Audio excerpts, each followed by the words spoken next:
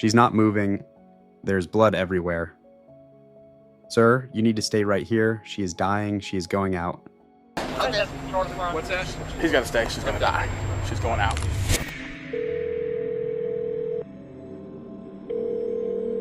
Cincinnati 911, what is the address of your emergency? The girl just got ran over by a car. Okay, so you said it's a female and she was hit by a vehicle? Yes.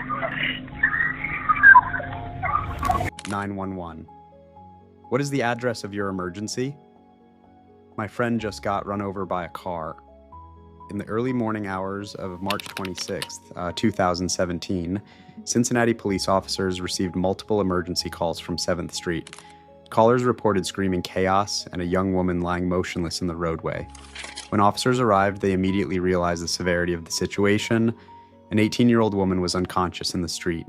She had visible injuries and was barely breathing. Her name was Maddie Hart. Paramedics arrived quickly and rushed Maddie to the hospital. Doctors worked urgently to stabilize her. She was placed in intensive care with life-threatening injuries. Outside the hospital, family members and friends gathered waiting for answers. Inside the street remained blocked off as investigators began working the scene. Confusion at the scene. Witnesses struggled to explain what happened. Some people were crying, some were yelling, some were angry. Stories conflicted almost immediately. Several witnesses claimed they heard gunshots. Others insisted Maddie had been shot. One person even pointed to a spot on her body, claiming it was a gunshot wound. Ladies, do you know her? What happened? I don't listen. These girls pulled up to fight and hop on all this. I hear you. Let me talk to them all. They ran her over. Okay. Anna. You know those girls? Yes. I know all their names. I can find out their address. Anna. They ran her over. Let me Who talk was driving to the them. car? It's okay. Relax. Have you seen your best friend ran over? Police noted the claims but remained cautious. Medical examinations later confirmed there was no gunshot wound. There was no gun, no shell casings, no firearm involved. The loud sounds witnesses heard were fists striking glass. The night leading up to it. Earlier that night, groups of young adults gathered downtown near the Aronoff Center. Many of them knew each other, some had prior conflicts. Alcohol was involved. Arguments started over small things. Words turned into insults. Insults turned into shoving. A physical fight eventually broke out between two groups of young women. Hair was pulled, punches were thrown.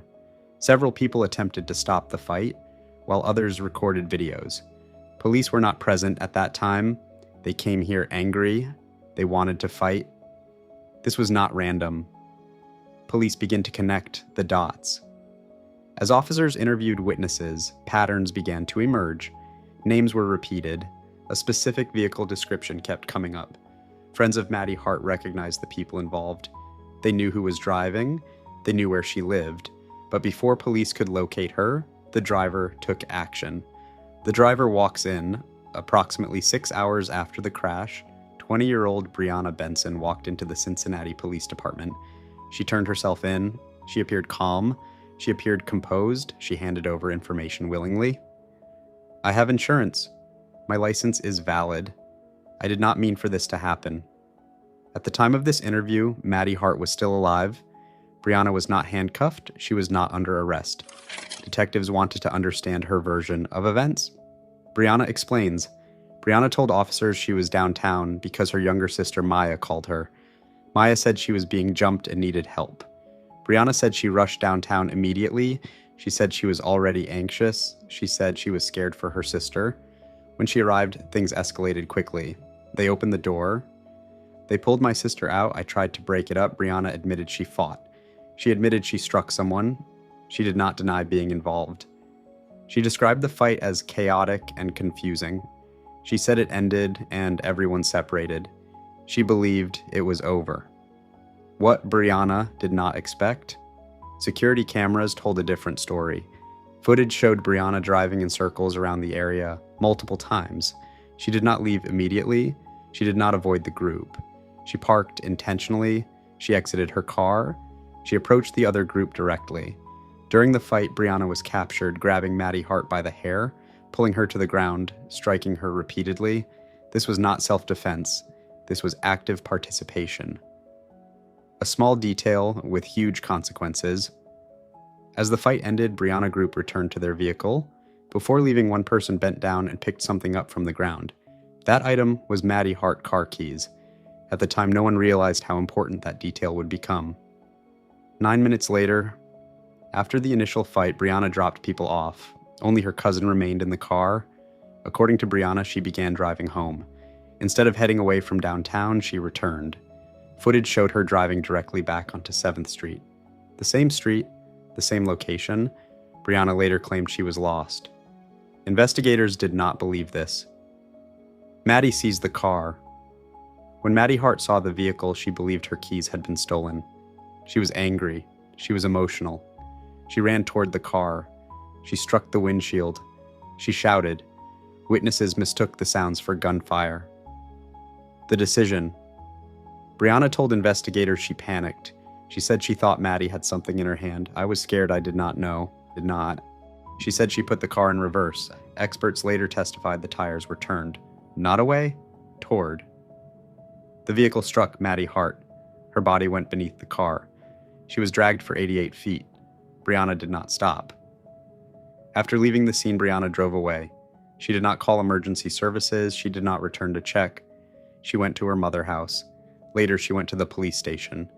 4 days later, Maddie Hart died from her injuries. The case became a homicide. The investigation deepens. Investigators reviewed hours of surveillance footage. They examined tire marks. They consulted crash experts. The evidence painted a clear picture. This was not an unavoidable accident. This was a choice. The trial begins. In March 2018, Brianna Benson stood trial. She faced charges of murder, felonious assault, and hit and run involving serious injury or death. The courtroom was filled with emotion. Maddie family sat quietly. Brianna family watched silently. Defense argument. The defense argued panic. They claimed Brianna was overwhelmed after the earlier fight. They said she feared for her safety. They argued Maddie should not have approached a moving vehicle. They insisted there was no intent to kill. Prosecution argument. The prosecution focused on actions. They showed surveillance footage. They presented expert testimony. They argued Brianna returned deliberately. They argued the vehicle was used as a weapon. They argued intent was proven through behavior. The jury decides. The jury deliberated carefully. They reviewed footage. They reviewed testimony. They reached a verdict. Guilty of murder. Sentencing, Brianna Benson was sentenced to 18 years to life in prison. She was taken into custody. The courtroom remained silent. A family left behind. For Maddie Hart family, the loss was permanent. Every holiday was changed. Every birthday was different.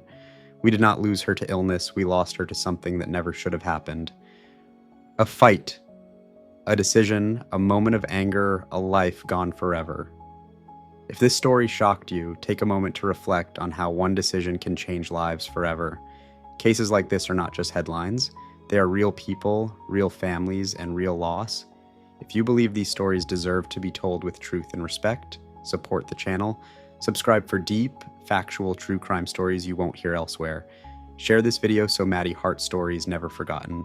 And tell us in the comments, was this panic or was it intent?